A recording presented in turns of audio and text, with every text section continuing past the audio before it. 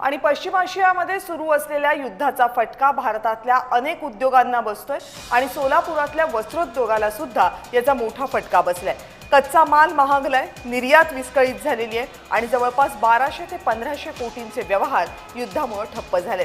सोलापूरमधील 35 ते 40 हजार कामगार यामुळे अडचणीत आले।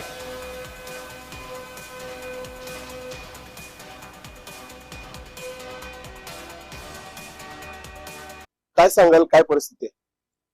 मी सोलापूर पॉवर यंत्रमाग उद्योगाचा चेअरमन पेंटप्पा गड्डम आणि मागच्या महिन्यापासून जे आखाती देशात जे युद्ध जे चालू आहे त्याच्यामुळे इथल्या जे टॉवेल आणि चादर यंत्रमागावर मुख्यतः टॉवेल आणि टॉवेल मोठ्या प्रमाणात उत्पादन होत आहे। चादर फार कमी प्रमाणात आहे।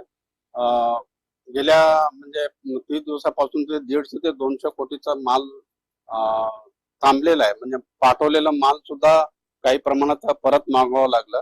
शिपिंग जे चार्जेस आहे $1200 जे शिपिंग करत होतो, आज 5 ते 7,000 पर्यंत शिपिंग चार्जेस लागतोय आणि माल पाठवण्यासाठी जोखीम आम्हाला वाटतंय।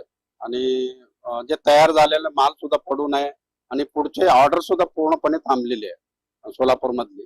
एकंदरीत जे 1200 कोटी वर्षाला जे होतं त्याच्यात 15%हून जास्त माल आखाती देश म्हणजे दुबई वरून रिएक्सपोर्ट होत आहे।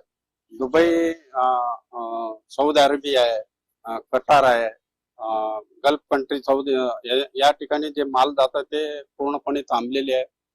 15-20% म्हणजे पुढच्या भविष्यात सुद्धा तो ऑर्डर मिळणे कठीण आहे। रवी ढोबळे, जय महाराष्ट्र न्यूज, सोलापूर।